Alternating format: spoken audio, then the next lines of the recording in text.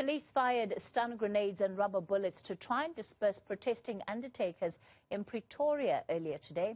Funeral parlour owners blocked streets outside the Home Affairs Department, demanding that they be allowed to issue death certificates. Newsroom Africa's Zikhona Chona filed this report.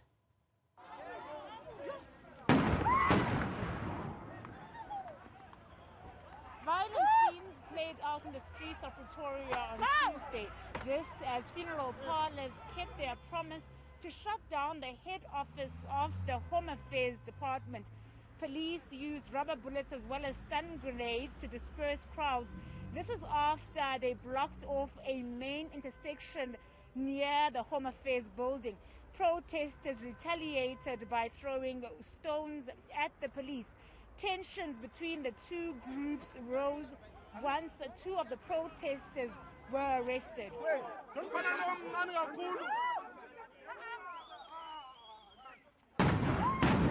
Yes, we can confirm that at this stage, 2 people, males, have been arrested, and one is being charged with the possession of unlicensed firearm and public violence, and the other one is being charged with public violence. As you indicated earlier on, currently they are at the local SAPS police station. We are looking to find out, because of the guy who's charged with unlicensed firearm. Apparently, he's saying he's got the license for that particular firearm, but when he was arrested here at the scene, he did not carry that license. We are appealing to the protesters to say, when they are aggrieved, there is no reason to close the streets. Remember, this is a busy intersection in the CBD, and there are people who are doing business around here, and there are people that are supposedly to be on in class, the kids specifically. The Home Affairs Department says it will respond to the memorandum of demands by the funeral parlours in 7 days. In the meantime, funeral parlours have vowed to protest outside Home Affairs offices until they get a response. For Newsroom Africa on Channel 405, I'm Zikhona Chona in Pretoria. Well, let's stay with that story. For more on this, we're joined by Ministerial Spokesperson Siya Khoza. Mr. Khoza, good evening and thank you so much for your time. Firstly, why did it need to lead to a protest before the Home Affairs Department responds to the concerns that are being raised by these undertakers? Good evening, Kathy, and thank you very much for the opportunity.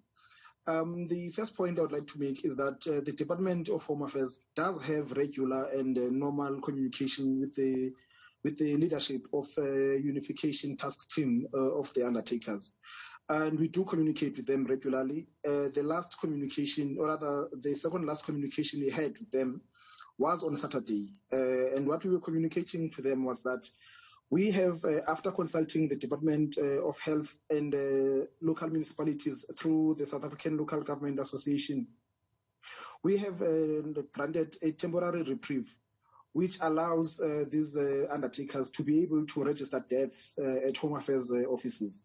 Now, the reason this was a bit of a problem is that the laws that govern the dignified handling of the deceased bodies resides with Home Affairs, the Department of Health and local municipalities. So we cannot implement or effect any changes without proper consultations. Those consultations did take place, and we did alert and communicate with the UTT leadership that is what we were doing. So by Saturday, they knew exactly what it is that we had done, and from today, any emerging undertaker who wants to go to Home Affairs office and register a death can do so, provided that they are able to provide us with evidence that they've got an agreement with someone who owns a mortuary facility, that they will be able to, that a lease agreement, which basically means that they do have use of that facility. So with that, they were able to give them a death certificate, or able to allow them to register deaths. This is what one of the things that they had raised with us in a meeting they held with the department on the 6th of April. In that meeting, we indicated to them that the things that they are raising, whilst we are sympathetic to their cause, cannot be implemented exclusively by the Department of Home Affairs. We do need to consult.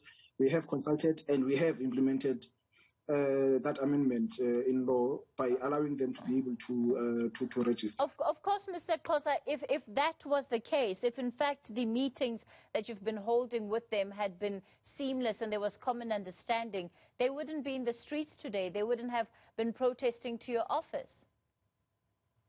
Well, we also do not understand why they ended up on the streets, but the communication with their leadership did take place. In fact, they did acknowledge a receipt of our communication and undertook to continue to discuss it and get back to us. At this point in time, they have not gotten back to us on the contents of these changes.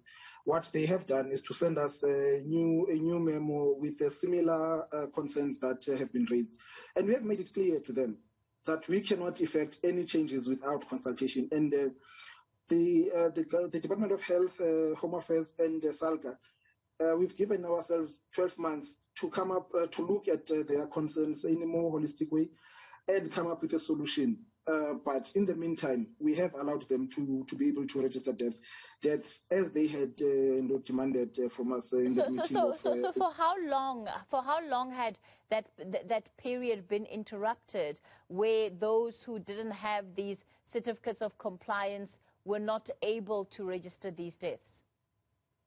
You know, the point that you are raising about certificate of competence actually talks to the complexity around this issue, because the certificate of competence is not issued by the Department of Home Affairs. It's actually issued by the Department of Health, which is why we needed to consult. The circular that we issued on Saturday is signed by both the Director General of the Department of Health and the Director General of the Department of Home Affairs, showing that the two departments are indeed consulting and trying to find a solution to this. What the Department of Home Affairs does is to issue what we call a designation number. The designation number is what allows an undertaker to be able to register the death. So if a family of a deceased goes to an undertaker and then asks them to get a death certificate from Home Affairs, they will then need that designation number. So what we've done, we've said to the industry, we can give you permission to get this designation number without fulfilling all of the requirements. For an example, the requirement of owning mortuary facilities. That is no longer applicable as per the circular that was issued on Saturday. So in terms of how we have gotten here in the first place, what do you understand in terms of the processes from Home Affairs that have led to this situation?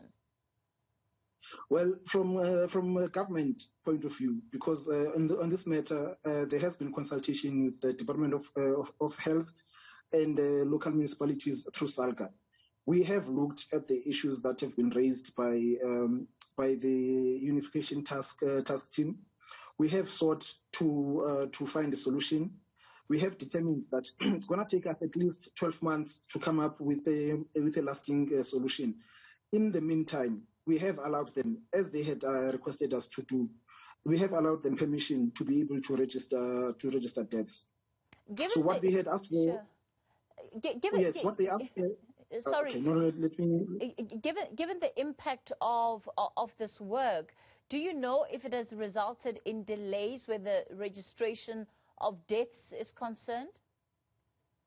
Well, when we became aware that they were intending to go on a strike, we did put up a plan to make sure that people who wanted to access Home Affairs services were not inconvenienced.